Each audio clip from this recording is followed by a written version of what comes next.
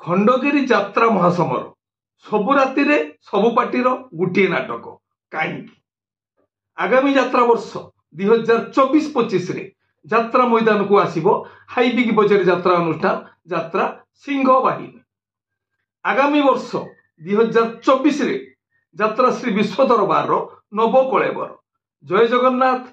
नमस्कार, मु संतोष कुमार टिके कथा यूट्यूब चैनल को आपण मानकु स्वागत करूछि। आज 2024 मसीहा फेब्रुआरी मास 21 तारिख बुधवार। श्री गणेश कृपा आज दिनटी आम समस्त मंगलमय हेउ। एबे आसंतु जीवा नाटकीय कार्यक्रम को। आज कहार केउ नाटक केउठी।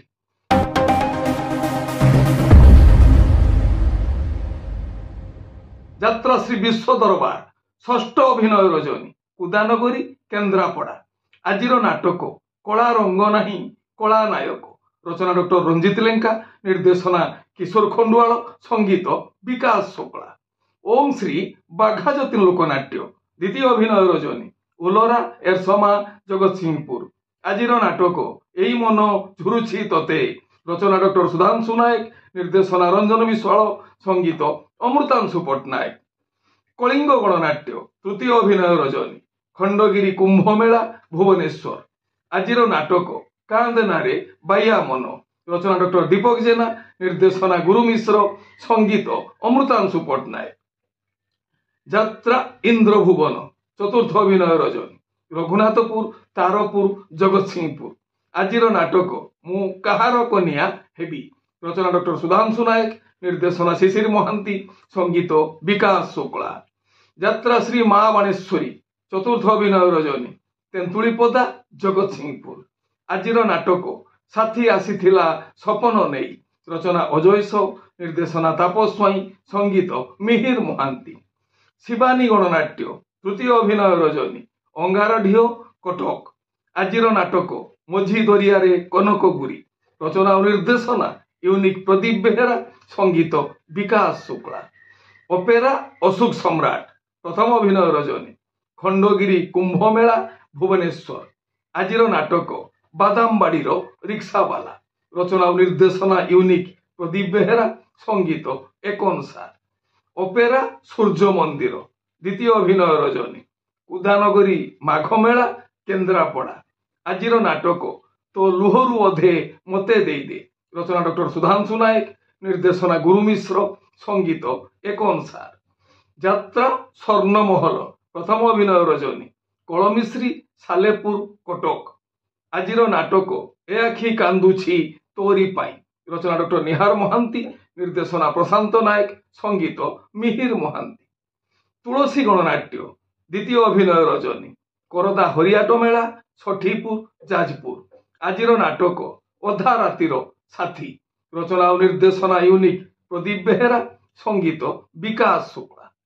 माँ शक्तिमयी लोकनाट्य तृतीय अभिनय रजनी कानपुर बरमपुरा खोर्धा। आज नाटक किए जानिथिला एमिति हेबो। रचना अक्षय साहू, निर्देशना बुलु विश्वाल, संगीत मानस सार। यात्रा दुर्गा मंदिर चतुर्थ अभिनय रजनी खंडगिरी कुंभ मेला भुवनेश्वर। आज नाटक कांदेना लुह सरीजीव। रचना डॉक्टर दीपक जेना, निर्देशना विक्रम नायक, संगीत अमृतांशु पट्टनायक। गौरी गणनाट्य चतुर्थ अभिनय रजनी खंडगिरी कुंभ मेला भुवनेश्वर। आज नाटक रानी पंडा को खंडगिरी मना। रचना डॉक्टर दीपक जेना, निर्देशना विनोद राउत, संगीत विकास शुक्ला। यात्रा रंगमहल प्रथम अभिनय रजनी हाटबर ढिओ टांगी खोर्धा। आज नाटक जह्नरे तोलिबी घर। रचना अरुण नायक, निर्देशना महेश हाजरा, संगीत विकास शुक्ला। यात्रा स्वप्नमहल द्वितीय अभिनय रजनी काठियापड़ा बाड़पड़ा केन्द्रापड़ा। आज नाटक केमिति हेला एमिति प्रेम। रचना डॉक्टर निहार महांती, निर्देशना प्रशांत नायक, संगीत विकास शुक्ला। यात्रा राजनंदिनी प्रथम अभिनय रजनी रगड़ी छक जाजपुर अंधारी छक। आज नाटक एमिति बंधन केमिति हेला। रचना जीवन जेना, निर्देशना विजय दास, संगीत प्रेमानंद। कोणार्क गणनाट्य चतुर्थ अभिनय रजनी खंडगिरी भुवनेश्वर। ଆଜିର ନାଟକ ସେଇ ଗୋଟିଏ ଭୁଲ ପାଇଁ। ରଚନା ଡକ୍ଟର ଦୀପକ ଜେନା, ନିର୍ଦ୍ଦେଶନା ଗୁରୁ ମିଶ୍ର, ସଙ୍ଗୀତ ଅମୃତାଂଶୁ ପଟ୍ଟନାୟକ। ତାରିଣୀ ଗଣନାଟ୍ୟ ତୃତୀୟ ଅଭିନୟ ରଜନୀ, ବଞ୍ଚୁ ସେନାପତି କେନ୍ଦୁଝର।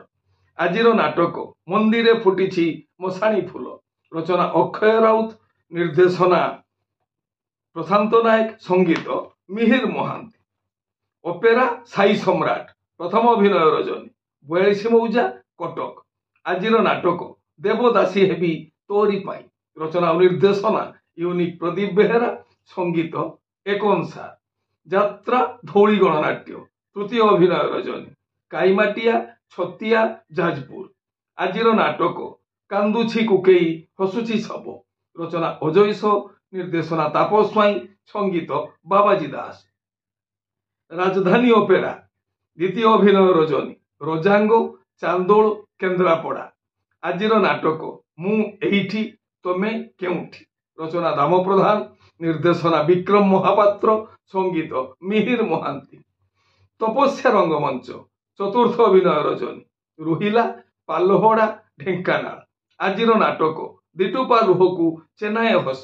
ରଚନା ଇଞ୍ଜିନିୟର ଆଶୁତୋଷ ମହାପାତ୍ର, ନିର୍ଦ୍ଦେଶନା ଏମ୍ ପ୍ରଣୟ କୁମାର, ସଙ୍ଗୀତ ଟିଟନ ସାର।